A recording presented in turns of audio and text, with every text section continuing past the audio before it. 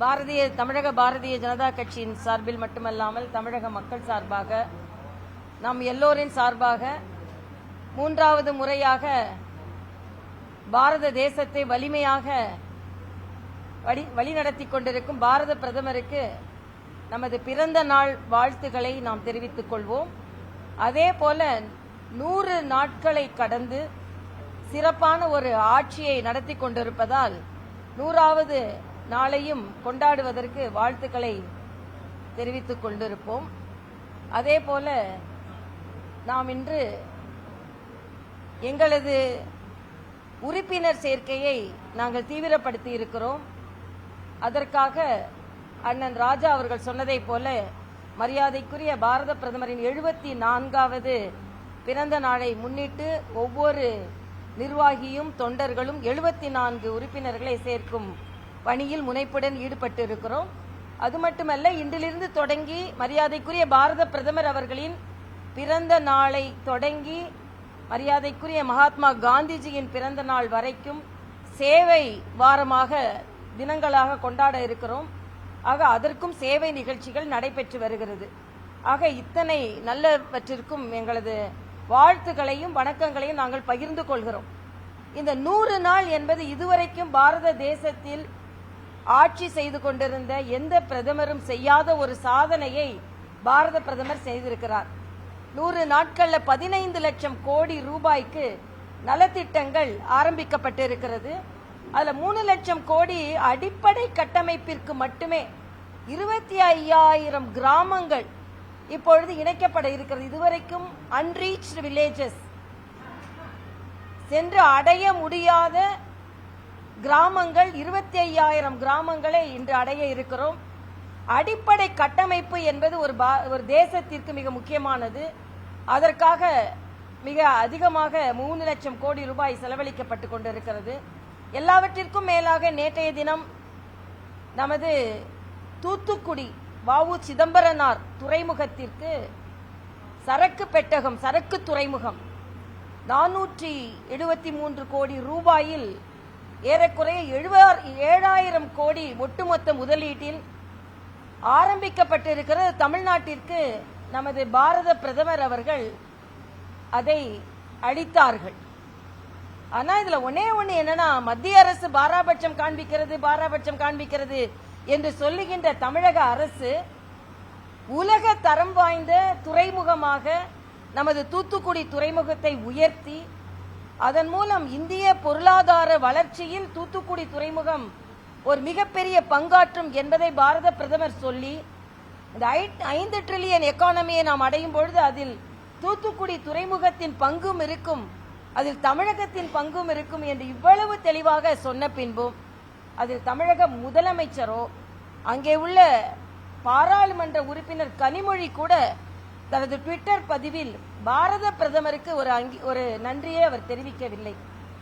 ஆக மத்திய அரசு கொடுக்கின்ற திட்டங்களை இப்படி இருட்டடிப்பு செய்துவிட்டு மத்திய அரசின் பங்கே தமிழக வளர்ச்சியில் இல்லை என்பதை போல ஒரு தோற்றத்தை திராவிட முன்னேற்ற கழகம் ஏற்படுத்த முயற்சி செய்கிறது. இது வன்மையாக கண்டிக்கத்தக்கது. ஏனென்றால் மத்திய அரசு எந்த பாராபட்சமும் இல்லாமல் தமிழகத்திற்கு அத்தனை திட்டங்களையும் கொடுத்து வருகிறார்கள். சமீபத்தில் கூட இந்த HP லேப்டாப் உற்பத்தி ஆகின்ற தொழிற்சாலை நமக்கு வர இருக்கிறது. ஆக இப்படிப்பட்ட பெரிய தொழிற்சாலைகள் எல்லாம் தமிழகத்திற்கு கொண்டு வருவதில் முனைப்பு காட்டும் மரியாதைக்குரிய பாரத பிரதமர் மோடி அவர்கள் பாரத தேசம் முழுவதும் இன்னைக்கு நீங்க பாத்தீங்கன்னா ஒரு அழகான வார்த்தை சொல்லப்பட்டிருக்கிறது மத்திய அரசால். பெண்களுக்கு முன்னேற்றம் என்று சொல்லிக் கொண்டிருந்த நாட்டில் பெண்களால் முன்னேற்றம் என்ற ஒரு கொள்கை முன்னெடுத்து செல்லப்படுகிறது. ஏனென்றால் 1 கோடி பெண்கள் லட்சாதிபதியாக ஆகியிருக்கிறார்கள். நாம் பேருந்து பயணம் மட்டுமே இலவசமாக கொடுக்கவில்லை, மாதம் 1000 ரூபாய் கொடுப்பது பெண்களுக்கு உதவி செய்கின்ற திட்டம்தான். ஆனா அவர்களை லட்சியவாதிகளாகவும் லட்சாதிபதிகளாகவும் மாற்றி அவர்கள் பல பேருக்கு வேலை அளிக்கும் ஒரு மாபெரும் திட்டத்தை ஏற்படுத்தி இன்னும் 2 கோடி பேர் அந்த லட்சாதிபதிகளாக ஆகின்ற இந்த திட்டத்தில் பலனடைய போகிறார்கள் என்று மிக பெருமையாக மரியாதைக்குரிய பாரத பிரதமர் அவர் சொல்லியிருக்கிறார். பெண்கள் எந்த நாட்டில் முன்னேறுகிறார்களோ அந்த நாடுதான் முழுமையான முன்னேற்றம் அடையும் என்ற தகவலையும் சொல்லி இருக்கிறார். அதனால் அவருக்கு பெண்கள் என்ற வகையிலும் இந்த நாட்டில் உள்ள அத்தனை மகளிர் சார்பிலும் எனது நன்றியை நான் தெரிவித்துக் கொள்கிறேன். அது மட்டுமல்ல, விவசாயிகளுக்கான கொள்கை, ஏற்றுமதி கொள்கை, வெளியுறவு கொள்கை, இவை எல்லாவற்றையும் கொண்டு வரும் பொழுது பாரத பிரதமர் இந்த 100 நாட்களில், இன்னும் சொல்ல போனால் ஒரு திட்டம் அறிமுகப்படுத்தும் பொழுதே இந்த திட்டம் என்று நிறைவடைந்து ஆரம்பிக்கப்படும் என்ற தேதியையும் குறிப்பிடுகிறார்கள் என்றால் இந்த பாரத தேசம் எந்த அளவிற்கு வேகமாக முன்னேறி வருகிறது. மருத்துவர் என்ற முறையில் நான் மகிழ்ச்சி அடைவது 75,000 மருத்துவ இடங்கள் அதிகரிக்கப்பட்டிருக்கிறது. இது ஒரு மிகப்பெரிய மருத்துவ புரட்சி. ஏனென்றால் நம் நாட்டில் உள்ள உக்ரைன் வார் வரும்போது நமக்கு நல்லா தெரியும், நம்ம மருத்துவ மாணவர்கள் நம்ம நாட்டில இருந்து போய் எவ்வளவு வருத்தப்பட்டாங்க, கஷ்டப்பட்டாங்க என்று. ஆக வெளிநாடுகளுக்கு போய் தான் சீட்டு வாங்கணும்னு இல்ல, நமது நாட்டிலேயே அதிக மருத்துவர்களை உருவாக்க முடியும் என்று இந்த 100 நாட்களில் மட்டும் 75,000 மருத்துவ சீட்டுகள் உருவாக்கப்பட்டிருக்கிறது. 70 வயதிற்கு மேற்பட்டவர்களுக்கு தனியான ஒரு மருத்துவ காப்பீடு அறிமுகப்படுத்தப்பட்டிருக்கிறது. இவை எல்லாமே 100 நாட்கள் சாதனை தான். ஆக ஒரு சினிமா படம் 100 நாட்கள் ஓடிவிட்டால், இப்பெல்லாம் சினிமா படம் 100 நாட்கள் ஓடுறதில்ல, 2 நாட்கள் முழுமையாக ஓடிவிட்டது, 3வது நாள் 1 வாரம் முழுமையாக ஓடிவிட்டது அப்படின்ற விளம்பரம் செய்ய வேண்டிய நேரத்தில் அவங்களே ஹீரோ என்று கொண்டாடுகின்ற நேரத்தில் 100 நாட்கள் 1 நிமிடம் கூட இடைவெளி விடாமல் நம் நாட்டிலும் சரி உக்ரைன் போன்ற நாடுகளுக்கும் சென்று நமது நாட்டின் பெருமையை உயர்த்தி பிடித்திருக்கும் நமது பாரத தேசத்தின் ஹீரோ மரியாதைக்குரிய நரேந்திர மோடி அவர்களுக்கு நமது பாராட்டை நாம் தெரிவித்தே ஆக வேண்டும். அதாவது திருமாவளவன் அவர்கள் சிறுத்தையாக ஆரம்பித்து கடைசியில் சிரித்து போயிருக்கிறார், அவ்வளவுதான். ஏனென்றால் ஒரு சிறுத்தையாக நாங்க அதிமுகவை கூப்பிடுவோம், மாநாடு நடத்துவோம், ஆட்சியில பங்கு கேட்போம் அப்படின்னு இடையில ஒரு சின்ன இடைசேறுகள் மாதிரி ஒரு வீடியோவை பரவ விட்டுட்டு அப்புறம் அது அட்மிட் தான், நாங்க கிடையாது அப்படின்னு சொல்லி அதை விலக்கி விட்டு, ஆக இது ஒரு அப்பட்டமான ஒரு சினிமா மாதிரி ஒரு டிராமா நடைபெற்று கொண்டிருக்கிறது. ஆக ஆரம்பிக்கும் பொழுது நாங்க அதிமுகவையும் கூப்பிடுவோம், எல்லாரையும் நாங்க கூப்பிடுவோம், நாங்க ஆளும் கட்சியை எதிர்த்து கூட மாநாடு நடத்துவோம் அப்படின்னு சொல்லி கொண்டிருந்தவர்கள்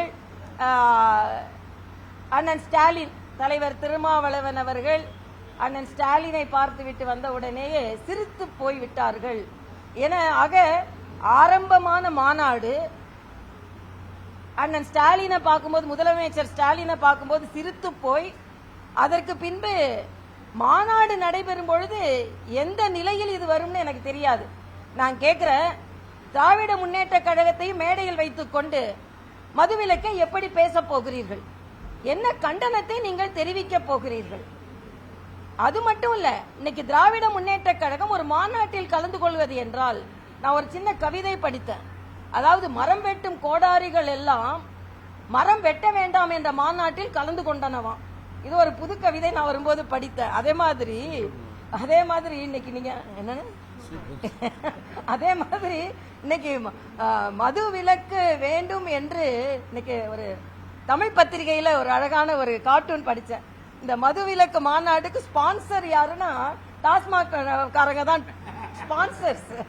அதனால என்ன நடக்குது, ஒரு மதுவிலக்கு என்ற உயரிய கொள்கையை சுயநலத்திற்காக டிமாண்ட் செய்யணும்னு அப்ப சொல்றாங்க. அப்பவே கலைஞர் எங்களுக்கு 10 சீட் கொடுத்தாங்க, இப்ப 6 சீட்டுன்னா கையெழுத்து வாங்கினாங்க, எங்க கொடி கம்பத்தை ஏற்ற விட மாட்டேன்றாங்க. ஆக எங்களை போன்ற தலைவர்களுக்கு பாதுகாப்பு இல்ல. இப்படி கொஞ்சம் கொஞ்சமா சீரிய சிறுத்தை அப்ப சீர ஆரம்பித்து அதுக்கப்புறம் முதல்வரமைச்சரை பார்த்த உடனே சிரித்து போயிருக்கிறது. இதுதான் இதுல ஒரு பெரிய இம்பாக்டும் ஒண்ணும் இல்ல, ஏதோ இடையில ஒரு சின்ன சலசலப்பு என்று தான் இதை எடுத்துக்கொள்ள வேண்டும். இந்த மதுவிலக்கு மாநாடு எந்தவித தாக்கத்தையும் தமிழக மக்களிடம் ஏற்படுத்த போவதில்லை. ஆனால் அவர்களின் நெருக்கத்தை நெருக்கலாக எப்படி நாங்க நெருக்கமா இல்ல, உங்களுக்கு நெருக்கம் கொடுக்க போறோம், நெருக்குதல் கொடுக்க போகிறோம் என்று விடுதலை சிறுத்தைகள் சொல்வதற்கு வேண்டுமானால் இது உதவிகரமாக இருக்கும், அவ்வளவுதான். இன்னும் சொல்ல போனா மதுவிலக்கை நாங்கள் இன்னும் வேகமாக எடுத்து சென்றிருக்கிறோம். எங்களது கூட்டணி கட்சியான பாட்டாளி மக்கள் கட்சி எடுத்து சென்றிருக்கிறது. 3.5 வருடம் அண்ணன் திருமாவிற்கு மதுவை பற்றி யோசனை வரல, இன்னைக்கு திடீர்னு வந்துருச்சு. ஏன்னா 2026 பக்கத்தில் வந்து விட்டது. எல்லாவற்றிற்கும் இன்னொன்னு சொல்றாங்க, தேசிய மது கொள்கை வேணுமா. தேசிய குடிப்பதற்கு ஒரு கொள்கை வேணுமா? ஆக தேசிய படிப்பதற்கு ஒரு கொள்கை கொடுக்கும்போது அதை நாங்க ஒத்துக்க மாட்டோம்னு சொன்னீங்க. தேசிய கல்விக் கொள்கையை நீங்க ஒத்துக்கொள்ள மாட்டீங்க. இப்ப தேசிய மது கொள்கை கொடுத்தா மட்டும் உடனே ஒத்துக்குவீர்களா? உடனே உங்களோட மாநில உரிமைகள் எங்கே போகிறது? மாநில சுயாட்சி எங்கே போகிறது? ஆக சும்மா அந்த பந்து அப்படி தூக்கி போட்டு பார்ப்போம் மத்திய அரசுல எப்போ மாதிரி அப்படின்ற ஒரு நாடகம் தான் நடந்து கொண்டிருக்கிறது. ஆக மதுவிலக்கு என்ற உயரிய கொள்கையை அப்பட்டமாக ஒரு நாடகமாக்கி கொண்டிருக்கிறார்கள் என்பதான் எங்களது கருத்து.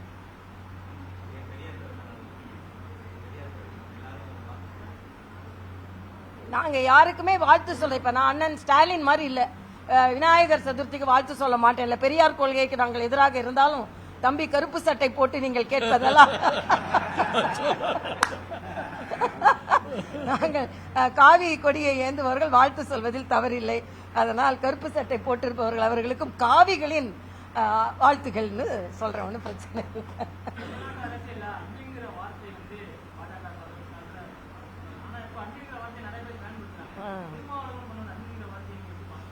இல்ல நாங்க அட்மினிஸ்ட்ரேஷனும் நாங்க தான் ஃபர்ஸ்ட் சொன்னோம், அட்மினும் நாங்க தான் ஃபர்ஸ்ட் சொன்னோம். அதனால அதாவது அட்மின்ன்றது எனக்கு இவ்வளவு நாள் திருமாவளவன் அவர்கள் அதை பத்தி சொன்னதா கேள்விப்படல. இது தாங்க ஒரு தவறு செய்து விட்டோம் என்பதை அட்மிட் செய்ய முடியாம அட்மின் மீது பழி போடுகிறார் என்று தான் நான் சொல்ல முடியும்.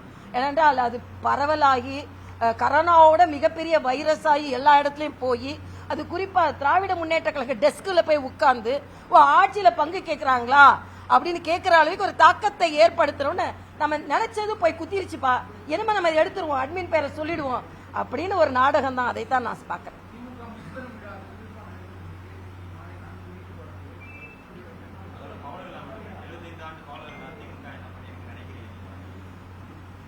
தமிழகத்துல ஒரு எதிர்மறை அரசியலை கொண்டு சென்றதில் திராவிட முன்னேற்ற கழகத்திற்கு பெரும்பங்கு இருக்கிறது.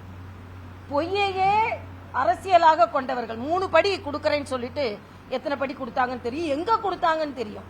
அதே மாதிரி நீட்டுக்கு முதல் கையெழுத்து போடுவேன்னு சொல்லிட்டு அவர் லட்சம் கையெழுத்து வாங்குவேன்னு பொய் சொன்னவர்களும் அவர்கள் தான். அதே மாதிரி இன்னைக்கு மதுவிலக்கு நம்மளாலாம் கொண்டு வர முடியாது, ஆனா மதுவிலக்கு மாநாடுல நம்ம கலந்து கொள்வோம் அப்படின்னு சொல்பவர்களும் அவர்கள் தான்.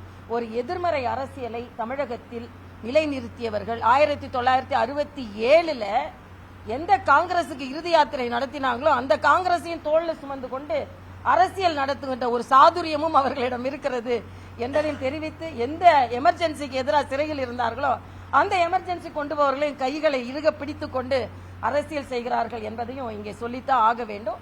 ஆக இன்று தேர்தல் என்றாலே தேர்தல் அரசியலை மட்டும் நோக்கி அது மணி பவர் மசில் பவரை வைத்து எப்படி வெற்றி பெற முடியும் என்ற ஒரு கொள்கையை கொண்டவர்கள். அதனால் எங்களை பொறுத்த மட்டில் தேசிய கொள்கையோடு கூடிய மாற்று அரசியல் சக்தி தமிழகத்தில் வர வேண்டும் என்பதையும் அவர்கள் இந்த விழா கொண்டாடும் பொழுது நாங்கள் இன்னொரு உறுதிப்பாட்டை எடுக்கிறோம். திராவிட அரசியலை தாண்டி திராவிட மாநில அக்கறையோடு கூடிய தேசிய அரசியல் இன்னும் அதிகமாக வேகம் எடுக்க வேண்டும் என்பதையும் நாங்கள் உணர்கிறோம்.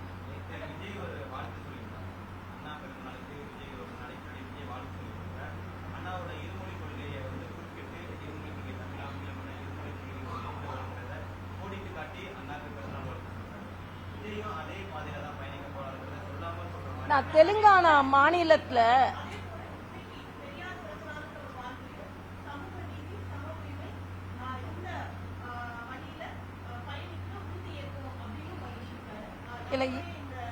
இல்ல இதைத்தான் அதைத்தான் நான் இப்ப சொல்ல வந்தேன். ஏன்னா திராவிட முன்னேற்ற கழக சாயலில் இன்னொரு அரசியல் கட்சி தேவையில்லை, தேசிய சாயலில் தான் இனிமே மாற்றி வர வேண்டும். நாங்க ஒருவேளை தம்பி விஜய் வேற மாதிரி போவாரோ பயணிப்பாரோ நினைச்சு கொண்டிருந்தேன். ஆனா ஆரம்பிக்கிறதுக்கு முன்னாலேயே நான் இப்படிதான் அப்படின்னு ஒரு கொள்கை அவர் விநாயகர் சதுர்த்திக்கு வாழ்த்து சொல்லாததும், இருமொழி கொள்கை. நான் தெலுங்கானால இருக்கும்போது தம்பி விஜயோட படங்கள் தெலுங்கில் வெளிவந்தது, தெலுங்கில் விழாக்கள் கொண்டாடப்பட்டது. ஆக உங்களின் வியாபாரத்திற்கு பல மொழி தேவை, ஆனால் மக்களின் படிப்பிற்கு பல மொழி தேவையில்லை. இது ரொம்ப அப்பட்டமா. நான் போன வாட்டி பார்த்தேன், அண்ணன் ஸ்டாலின் ஓணம் வாழ்த்து மலையாளத்துல சொல்லியிருந்தார். நான் கூட இது இருமொழி கொள்கைக்குள்ள வருமா மும்மொழி கொள்கைக்குள்ள வருமா அப்படின்னு எனக்கு தெரியலன்னு சொன்னேன். ஆக இன்னைக்கு இவங்க அதே மாதிரி அவரு போட்காஸ்ட் ஹிந்தியில பண்ணார். தயாநிதி மாறன் இந்திக்காரங்க உட்கார்ந்து இடத்துல ஹிந்தியில போஸ்டர் வச்சு ஒட்டினாங்க. நான் ஒரே ஒரு கேள்விதான் கேட்கிறேன், எத்தனை அரசியல்வாதிகள் குறிப்பாக தமிழக அமைச்சர்களின் பிள்ளைகள் சமச்சீர் கல்வி என்று சொல்லுகின்ற இருமொழி கொள்கை மட்டும் படிக்கிறீர்கள்? நீங்கள் தனியார் கல்லூரி பள்ளிகளில் படிக்க வைக்கவில்லையா? தனியார் பள்ளிகளில் மும்மொழி கொள்கை இருக்கும் பொழுது ஏன் அரசு பள்ளிகளில் இருமொழி கொள்கை?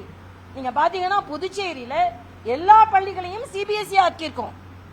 எல்லா பிள்ளைகளுக்கும் அதே வாய்ப்பு கிடைக்கணும்னு சொல்லியிருக்கோம். ஆக இந்த ஏழைகளுக்கு ஒரு கல்வி, ஏற்றம் பெற்றவர்களுக்கு ஒரு கல்வி, இதை நாங்கள் வன்மையாக கண்டிக்கிறோம். இதுவும் திராவிட முன்னேற்ற கழகத்தின் இன்னொரு ஏமாற்று வேலை என்பதைத்தான் நான் பதிவு செய்கிறேன். அதுல இருமொழி கொள்கை தம்பி விஜய் வந்து அப்ப நான் தமிழ்நாட்டில் மாத்திரம்தான் என்னோட படம் ஓடும், வேற எங்கேயும் நான் என்னோட படம் மொழி மாற்றமே இல்லை அப்படின்னு சொல்ல முடியாது. இல்ல, அப்போ உங்களுக்கு தேவையாக இருக்கும் பொழுது மாணவர்களுக்கும் தேவை என்பதை புரிந்து கொள்ள வேண்டும். ஒன்றை மட்டும் நான் தெளிவா சொல்றேன், யாமறிந்த மொழிகளிலே தமிழ் மொழி போல் இனிதாவது எங்கும் காணோம் பாரதி சொன்னார். ஆக பாரதி தமிழை குறைத்து மதிப்பிட்டாரா? 18 மொழிகளுக்கு மேல கற்றுக்கொண்டார். ஆக இன்னொரு மொழியை கற்றுக்கொள்ள தமிழ் மேன்மை அடையுமே தவிர தமிழ் குறையாது என்பதை நான் இங்கே பதிவு செய்கிறேன். ஆக தமிழ்நாட்டில் கும்மிடி பூண்டியை தாண்டுனா யாருக்கும் எந்த அங்கீகாரமும் கிடைக்க வேண்டான்றதுல திராவிட முன்னேற்ற கழகம் குறியா இருக்கிறாங்கன்றதான் என்ன கருத்து. அப்படிதான் தெரியுது. ஏன் போவாருன்னு என்ன, அவர் தான் சாயலை சாயமாக பூசிக்கொண்டாரு இப்பவே. அதுக்கப்புறமா தான் சாயம் வெளுக்குதா இல்ல வேற சாயத்தை பூசிக்கிறாரா என்பது எங்களுக்கு தான் தெரியும். மேக்கப் இப்பவே எப்படி எடுபடும்? 2 பேரும் விடுவாங்களா? திராவிட முன்னேற்ற கழகம் விடுவாங்களா நான் கேட்கிறேன். சினிமாயே திரைப்படத்தையே திரையிட விட மாட்டேறாங்க, ஒரு மாநாட்டை நடத்த விட மாட்டேன்றாங்க. அதுக்கப்புறம் தேசியத்துக்கு கூட வந்தாலாவது ஓகே நம்மளாம் ஒரு பரந்த மனப்பான்மையோடு எடுத்து செல்வோம் இருக்கோம். திராவிட சாயத்தை பூசிட்டாருன்னா அப்புறம் அவ்வளவுதான். யாரு இல்ல, நாங்க எங்கள் கட்சி தலைமையில கூட்டணி அமைப்போம். எங்களை மத்திய தலைமை தான் கூட்டணியை பற்றி முடிவு செய்யும். 2026க்கு என்ன அதிக நாட்கள் இருக்கிறது. இன்னும் இது மாதிரி அண்ணன் திரும்ப இன்னொரு பல்ட்டி அடிக்க போறாரு, தம்பி விஜய் என்ன நிறத்தை மாத்த போறாரு, இதெல்லாம் இன்னும் நிறைய நாள் இருக்கு. நிறைய விஷயங்கள், காலையில ஒரு மாதிரி இருக்காங்க, சாயந்தரம் ஒரு மாதிரி இருக்காங்க, இரவு ஒரு மாதிரி இருக்காங்க. டாஸ்மாக் கடைக்கு பக்கத்துல இல்ல, தனியாவே தான் சொல்றாங்க அரசியல் கட்சி தலை. அதனால எல்லாரும் எப்படி மக்களை பார்ப்போம். அப்ப நாங்க அமைதியா இப்ப நாங்க 1 கோடி உறுப்பினர்களை சேர்த்துக் கொண்டிருக்கோம்.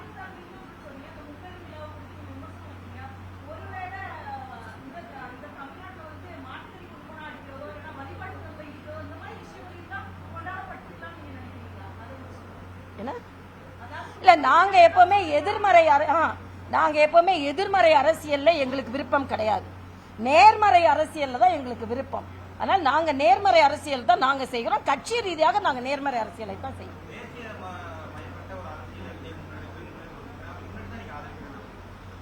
அப்படிப்பட்ட கொள்கைகளை எடுத்துக்கொண்டால் நாங்கள் ஆதரிப்போம். ஆனா ஏன் ஆரம்பத்திலே அவர் கட்சியை ஆரம்பிக்கிறதுக்கு முன்னாலேயே இப்படிப்பட்ட ஒரு நிலைப்பாட்டை எடுக்கிறாருன்னு எங்களுக்கு தெரியல. அவர் இன்னும் கொஞ்சம் பரந்துபட்ட நிலைப்பாட்டோட, இன்னும் கொஞ்சம் ஒரு அன்எக்ஸ்பெக்டடா ஒரு எக்ஸ்பெக்டேஷனோட அவர் கொண்டு போயிருக்கலாமோ, முதல்லயே ஒரு இவ்வளவுதான் அப்படின்னு ஒரு முடிவை கொண்டு வந்துட்டாரோ அப்படின்றது எனக்கு. அது திரைக்கதை வசனம் போது அவர் சஸ்பென்ஸா இருக்கணும். இந்த சஸ்பென்ஸை முதலிலேயே உடைச்சிட்டாருன்னா என்ன பண்றது? அந்த சஸ்பென்ஸ் இல்லாத மாதிரி தான் எனக்கு தோணுது. அதே மாதிரி இன்னைக்கு நாங்க அண்ணன் ஸ்டாலின் மாதிரி இல்ல, எல்லா இஸ்லாமிய சகோதரர்களுக்கும் நாங்க மிலாதி நபி வாழ்த்துக்களையும் நாங்கள் தெரிவித்துக் கொள்கிறோம்.